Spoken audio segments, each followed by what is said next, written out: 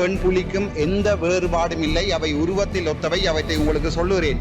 Free birds என்று சொல்லப்படுகின்ற முதலாவது பெண்களின் கட்டளை பணி எங்களுடைய தேசிய தலைவரால் கட்டுவிக்கப்பட்டது. எங்களுடைய மனதிலே இன்றிலே இருப்பவை எவையென்றால் கிருஷாந்தி படுகொலை, இசைப்பிரியா படுகொலை.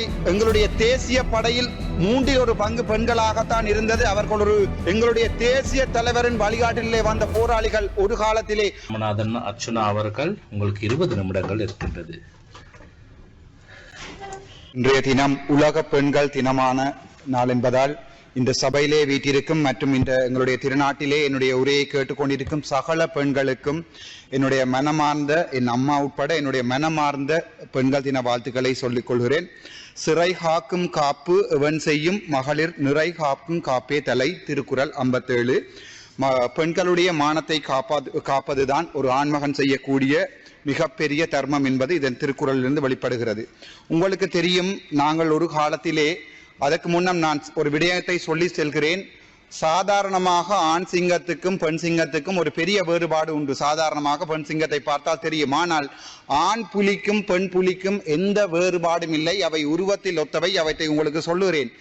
இலங்கை வரலாற்றில் மட்டுமல்ல, உலக வரலாற்றிலே பெண்களை ஒரு ஃபியர்ஸ் ஃபோர்ஸ் என்று சொல்லப்படுகிற, இதற்கும் துணிந்த, ஒன்றுக்குமே பயப்படாத ஒரு துணிவான ஒரு பெண் இனமாக உங்களுக்கு தெரியும். தமிழர் வரலாற்றிலே பெண்கள் எனப்படுபவர்கள் அடக்கத்துக்கும் ஒடுக்கத்துக்கும் மௌனத்துக்கும் இரியதாக இருந்த காலத்தில் இருந்து பெண்களை ஒரு தலை நிமிர்ந்த இனமாக மாற்றிய எமது தமிழீழ விடுதலை போராட்டம் 1983 ஆண்டில் ஆரம்பிக்கப்பட்டது.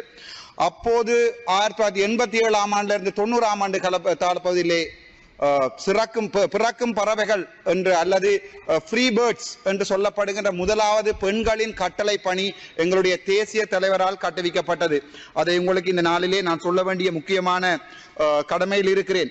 அது தவிர வரலாற்றை நாங்கள் திருப்பி பார்த்தால் பெண்களாலும் ஆண்களால் செய்யக்கூடிய அதே வேலையை, அதையும் விட மேல்தகையான வேலையை செய்யக்கூடும் என்ற வரலாற்றை எழுதி சென்ற தமிழினம் நாங்கள். உங்களுக்கு தெரியும், அதனுடைய முக்கியமான அங்கம்தான் சுதந்திர பறவைகள் ஆண்டு 1983 ஆண்டு எங்களுடைய தேசிய படையின் பெண்கள் படையணி உருவாக்கப்பட்ட காலம். இவற்றை கான்சார்ட் செய்ய விரும்புகிறேன்.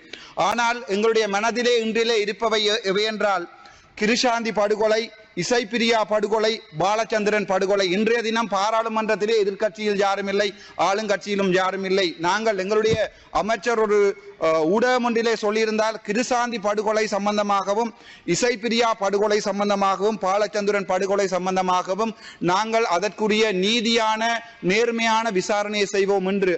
ஆனால் எங்களுடைய தமிழ் மண் இந்த வார்த்தைகளை நம்பாது. இவை அரசியல் வார்த்தைகள் என்பதை நான் உங்களுக்கு சொல்லிக்கொள்ள விரும்புகிறேன். அது தவிர உங்களுக்கு தெரியும், gender roles and military necessity, women's inclusion in the Liberation Tigers of Tamil Eelam என்கின்ற காரா ஜோய்ஸ் எனப்படுகிற ஜோர்ஜ்டவுன் யூனிவர்சிட்டியினுடைய ஒரு ரிசர்ச் பேப்பர் ஒன்றை நான் உங்களுக்கு, அதாவது ஒரு ஆராய்ச்சி கட்டுரை ஒன்றை உங்களுக்கு நான் சொல்ல விரும்புகிறேன். அதிலே அவர் சொல்லியிருக்கிறார், எங்களுடைய தேசிய படையில் 1/3 பெண்களாகத்தான் இருந்தது. அவர்கள் ஒரு இனத்தினுடைய உடைக்கப்பட்ட அவர்களுடைய விழுமியங்களை எல்லாம் உடைத்து அவர்கள் வரலாற்றை மாற்றி செய்திருக்கிறார்கள் என்று உங்களுக்கு சொல்லியிருக்கிறார். அதற்கு எங்களுடைய தேசிய தலைவனுடைய லீடர்ஷிப், தலைமைத்துவம் என்பதை இந்த இடத்திலே நான் உங்களுக்கு சொல்ல விரும்புகிறேன். இலங்கையில் அல்ல, உலகத்திலே பயமில்லாத ஒரு பெண்கள் படையை கட்டி எழுப்பிய தமிழினம் என்பதிலே நான் பெருமைப்படுகிறேன். அதை உங்களுக்கு நான் சொல்ல விரும்புகிறேன். சாதாரணமாக பெண்கள் என்றால் மரங்கள் ஏறக்கூடாது, சைக்கிள் ஏறக்கூடாது என்று இருந்த காலத்தை எல்லாம் போய், அதைவிட முக்கியமாக தமிழர் சமுதாயத்திலே பெண்கள் என்றால் சீதனம் கொடுக்கிற, ஒரு பெண்ணை கல்யாணம் கட்டும் போது சீதனம் கொடுக்க வேண்டும் என்ற நிலைமையிலிருந்து மாற்றி பெண்கள் என்றால் யார் என்பதை எங்களுடைய உலகத்துக்கே சொல்லி தந்த எங்களுடைய தமிழினம். அதை தவிர உங்களுக்கு ஒன்று சொல்லுகிறேன். சாதாரணமாக ஒரு பெண் ஒரு பாலியல் ரீதியாக துன்புறுத்தப்பட்டால் அல்லது ரேப் பண்ணப்பட்டால் உங்களுக்கு தெரியும், அந்த பெண் ஒரு காலத்திலே அவள் மறுமணம் செய்வதற்கோ அந்த சமூகம் ஒரு நாளுமே அனுமதிப்பதில்லை. ஆனால் எங்களுடைய தேசிய தலைவரின் வழிகாட்டிலே வந்த போராளிகள் ஒரு காலத்திலே அவ்வாறான பெண்களை தாங்கள் மனம் செய்து கொண்ட வரலாறுகளையும் உங்களுக்கு நான் சொல்லி செல்கிறேன். ஆகவே உங்களுக்கே தெரியும், எங்களுடைய காலத்தில் வடக்கிலே எந்த பகுதிக்கும் இரவு 12 மணியில் பயப்படாமல் ஒரு பெண் நடமாட முடியும். ஆனால் இன்றைய பொழுதிலே யாழ்ப்பாணத்திலே ஒரு பாராளுமன்ற உறுப்பினராக பகல் 12 மணிக்கு கூட எங்களுடைய நாட்டிலே போக முடியாத நிலைமையை இந்த அரசாங்கம் எங்களுக்கு தந்திருக்கிறது. உங்களுக்கே தெரியும் 2022ஆம் ஆண்டு எங்களுடைய நாட்டிலே ஒரு பெரிய ஒரு பொலிட்டிக்கல் இன்ஸ்டேபிலிட்டி ஒன்று வந்திருந்த நேரத்தில், அதாவது ஒரு அரசியல் ஸ்திரத்தன்மை இல்லாமல் இருந்த காலத்திலே எங்களுடைய சிங்கள இனம் உட்பட தமிழ் இனம் எங்கள் தலைவனை தேடிக்கொண்டது. எங்கிருந்தாலும் என் தலைவன் என் மனதில் வாழ்வான். அதை சொல்லிக்கொண்டு நான் நேரடியாக வருகிறேன் எங்களுடைய இலங்கை விடயத்துக்கு. அக்கார்டிங் டு UNDP சர்வே, UNDP-னுடைய 52% பெண்கள், அதாவது எங்களுடைய நாட்டிலே பெண்கள் 52% இருக்கிறார்கள். ஆனால் எங்களுடைய பாராளுமன்றத்திலே இன்றைய தினம் ஹரணி அமரசூரிய அவர்களுடைய பேச்சிலே நான் பார்த்தேன். அது உண்மையாகவே 9.8%. அதில் நான் உங்களுக்கு ஒன்றை சொல்லுகிறேன். அவர் சொன்னார் அது 10% கூட இல்லை என்று. அதை 10% ஆக்குவேன். எனது கட்சி 8வது மாதம் அல்லது 9வது மாதம் நான் இந்த பாராளுமன்றத்திலிருந்து விலகி ஒரு பெண்ணுக்கு அந்த பாராளுமன்ற பதவியை கொடுக்கிறேன். அதை விட ஒன்றை சொல்லி செல்கிறேன். நான் நினைக்கிறேன் ஹரணி அமரசூரிய அவர்களுக்கு தங்களுடைய அமைச்சரையோ அல்லது யாழ்ப்பாணத்திலிருந்து எங்களுடைய மக்கள் தேர்வு செய்த சில பாராளுமன்ற உறுப்பினர்களையோ ஞாபகம் இல்லை போல் இருக்கிறது. அவர்களையும் எண்ணி பார்த்தால் 10% தாண்டும் என்பதை மனசுடன் நான் உங்களுக்கு தெரிவிக்க விரும்புகின்றேன். அது தவிர பார்ப்போம், பெண்கள் என்று சொன்னால் எங்களுக்கு ஞாபகம் வருவது தாதியர்கள், நர்சஸ். இந்த முறை பாராளுமன்றத்திலே உங்களுக்கு தெரியும் மிகப்பெரிய விவாதம் நடந்தது. சுகாதார பெண்களுக்கான சம்பள உயர்வு தொடர்பான பிரச்சனை. சாதாரணமாக ஒரு வீட்டிலே ஆண் அல்லது பெண் நர்ஸாக இருப்பதாக இருந்தால் உங்களுக்கு தெரியும் அவர்களுடைய வேலை நேரம் காலை 7 மணியிலிருந்து 1 மணி வரையுமானது, 1 மணியிலிருந்து 7 மணி வரையுமானது, 7 மணியிலிருந்து அடுத்த நாள் காலமே 7 மணி வரையானது. அதான் அவர்களுடைய டியூட்டி ஷிப்ட். உங்களுக்கு தெரியும் ஜாழ்ப்பாணத்திலே ஜாழ் போதனா வைத்தியசாலையை எடுத்துக்கொண்டால் அங்கே 1990களில் செய்யப்பட்ட ஹார்ட் ரிவிஷன் தான் பெண்களுக்காக இருக்கிறது. எத்தனையோ நியூ யூனிட்கள் கட்டப்பட்டிருக்கிறது, புதிய புதிய தொகுதிகள் ஏற்படுத்தப்பட்டிருக்கிறது, புதிய புதிய கட்டிடங்கள் கட்டப்பட்டிருக்கிறது. ஆனால் ஆளணி பற்றாக்குறையை பொறுத்த வரைக்கும் யாழ்ப்பாணத்தை முற்றமாகவே நாங்கள் மறந்திருக்கிறோம். அவர்கள் இருப்பதற்கு குவார்டர்ஸ் இல்லை. ஒரு விடயத்தை நான் சிங்களத்தை சொல்ல விரும்புகிறேன். அப்பே ஜப்னா எமது யாழ்ப்பாண வைத்தியசாலையில் 250 தாதியர்கள் இருக்கின்றார்கள், சிங்கள மாணவர்கள். அவர்கள் வெளியில் தான் இருக்கின்றார்கள். அவர்கள் தங்குவதற்கு இடமில்லை, குவார்டர்ஸ் இல்லை. எனவே நாங்கள் எங்க வரவு செலவு திட்டத்தில் எதிர்பார்த்தோம் அவர்களுக்கு குவார்டர்ஸ் அமைத்து தருவார்கள் என்று எதிர்பார்த்தோம். சுகாதார அமைச்சில் இருக்கின்ற பாரிய கருத்திட்டங்கள் அது எதுவும் இல்லை. வேலை செய்கின்ற தாதியர்களுடைய இருக்கின்ற இடம், அவர்களுடைய சம்பளம் மிகப்பெரிய ஒரு முரணான பிற நிலைமைக்கு போய்கொண்டிருக்கிறது. உங்களுக்கு ஒன்றை சொல்ல விரும்புகிறேன். மருத்துவ துறையாக இருக்கட்டும், தாதிய துறையாக இருக்கட்டும், அவர்களுடைய சம்பளம் என்பது அவர்களுடைய வாழ்வாதாரம் மட்டுமில்லை, அவருடைய மானம் போன்றது. ஒரு வைத்தியருடைய சம்பளத்தை ஓட்டி என்பதை 80ஆல் பிரிப்பதை நீங்கள் 120ஆல் பிரித்திருக்கிறது என்பது எங்களுடைய பிரிஸ்டீஜ். அதாவது எங்களுடைய வைத்தியர்களுடைய மான பிரச்சனை. மற்றும் ஒரு வைத்தியரால் வாழ முடியாது என்று இல்லை, அவர்களால் எந்த நாட்டிலுமே போய் வாழ முடியும். அதே நேரம் அங்கே யாழ்ப்பாணம் வைத்தியசாலையிலே பெண்களுக்கான ஒரு நிரந்தரமான குவார்டர்ஸ் இல்லை. அது புதிதாக பெண் தாதியர்கள் எடுத்துக்கொள்ளப்படும் போது உங்களுக்கு தெரியும் ஒரு வைத்தியசாலை எடுத்துக்கொண்டால் அந்த வைத்தியசாலை இயங்குவது வைத்தியர்களால் அல்ல, வைத்திய அதிகாரிகளால் இல்லை. அந்த வைத்தியசாலை இயங்குவது வைத்திய தாதியர்களால். அவர்கள் தான் 24 மணித்தியாலவும் அங்கே நிற்கிறார்கள். அதை விட ஒன்று சொல்லுகிறேன், நாங்கள் இன்டர்ன் எனப்படுகின்ற உள்ளக பயிற்சிகளுக்கு போகும்போது எங்களுக்கு சொல்லி தருவது வைத்திய தாதிகள். உங்களுக்கு தெரியும் சில மருந்துகளோட டோஸ் எங்களுக்கு பாடம் இருக்காது. எல்லா நேரமுமே BNF எனப்படுகின்ற புத்தகத்தை எடுத்து வாசித்து சொல்லலாது. அப்போது மிஸ் மாரிடம் தான் கேட்போம், மிஸ் இந்த டோஸை கொஞ்சம் சொல்லுங்க. ஏனென்றால் அந்த அளவுக்கு ஒரு வைத்தியசாலையிலே ஒரு வார்டு ஒன்றினை ரன் பண்ணதற்கு தேவையானவர்கள் தாதியர்கள். ஆனால் தாதியர்களை நாங்கள் மறந்திருக்கிறோம். முக்கியமாக தாதியர்களுடைய சம்பள பிரச்சனை தொடர்பாக யாருமே கதைக்கவில்லை. வைத்தியர்களை பற்றி மட்டுமே கதைத்தார்கள். இன்றைய தினத்திலே தாதியர்களை சம்பந்தமாக நான் கதைப்பதற்கு முக்கியமாக நான் சந்தோஷப்படுகிறேன். அது தவிர உங்களுக்கே தெரியும் பெண்களுக்கும் சிறுவர்களுக்குமான ஆன்லைன் சேஃப்டி என்பது இலங்கையிலே இல்லை. சாதாரணமாக ஒரு போலீஸ் நிலையத்திலே ஒரு பெண்ணோ ஒரு சிறுவரோ போய் முறையிடும் நிலை வடக்கு கிழக்கிலே மிகவும் கேவலமானதாக இருக்கிறது.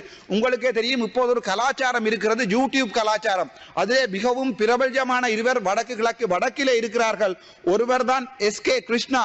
அவர் ஆரென்றால் எங்களுடைய NBP ஆண்டினால் யாழ்ப்பாணத்திலே எங்களுடைய தேசிய தினத்தை கொண்டாடுவதற்காக களமிறக்கப்பட்டவர் தான் இந்த எஸ் கே கிருஷ்ணா. அவர் இரவு வேளைகளிலே பெண்களுடைய வீடுகளிலே போய் ஒரு பெண் குழந்தை மாட்டேன் மாட்டேன் வெளியே வர மாட்டேன் என்று சொன்னபோது கூட, அப்போது உங்களுக்கு காதலன் இருக்கிறார்களா, உங்களுக்கு முகத்தை காட்ட வெக்கமில்லைன்னா நீங்க ஐஸ்வர்யா ராயா என்று கேட்டு அந்த வீட்டுக்குள் அவருடைய அறைக்குள் பூந்து வீடியோ எடுத்து அதை யூடியூப்ல டிக்டாக் போட்டுக்கிறார் இந்த நபர். என்பிபியினுடைய பிரச்சார பீரங்கி.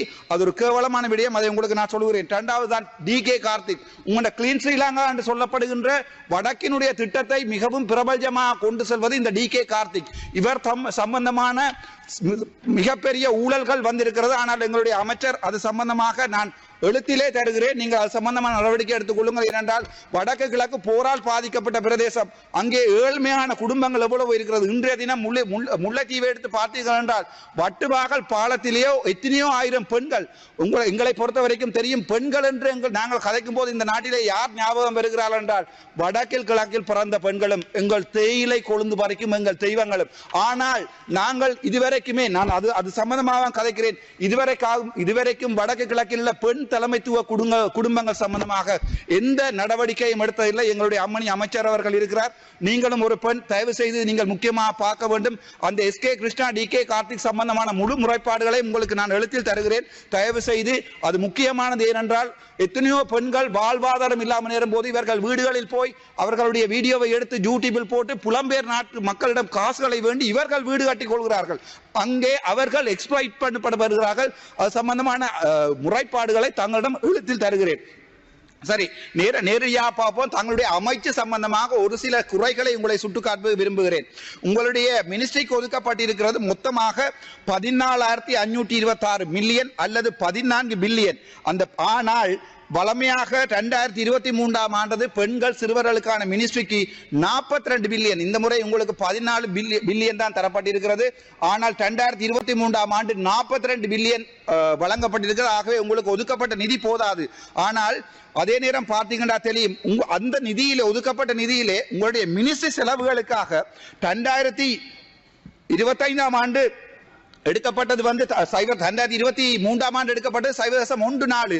2024 உங்களுடைய மொத்த செலவீதத்தில் மினிஸ்ட்ரிக்கு எடுக்கப்பட்டது 0.43. ஆனால் நீங்கள் இந்த வருடம் உங்களுடைய மினிஸ்ட்ரிக்கு 0.6 எடுத்திருக்கிறீர்கள். அந்த எடுக்கப்பட்ட பணத்தில் தயவு செய்து வடக்கு கிழக்குக்கும் மற்றும் எங்கள் கொழுந்து பறிக்கும் உங்கள் சமூகம் சம்பந்தமான பெண்களுக்கும் ஏதாவது ஒரு விடயத்தை செய்யுமாறு ஆழமான அன்புடன் வேண்டிக் கொள்கிறேன். அடுத்ததாக பார்ப்போம், உங்களுடைய எக்ஸ்பெண்டிச்சரை பற்றி பார்ப்போம். அந்த உங்களுடைய உமன் அஃபேர்ஸ் எக்ஸ்பெண்டிச்சரை பார்த்தால் 2025ஆம் ஆண்டு 2023ஆம் ஆண்டுடன் ஒப்பிடும்போது 2024ஆம் ஆண்டு உங்களுக்கு அனுமதிக்கப்பட்ட நிதி பயங்கர குறைவாக இருக்கிறது. நீங்கள் அதை கேபினெட்டில் கதைத்து எடுத்திருக்கணும். ஏனென்றால் பெண்கள் மற்றும் சிறுவர்கள் சம்பந்தமான வளர்ச்சி என்பது மிகவும் முக்கியமாக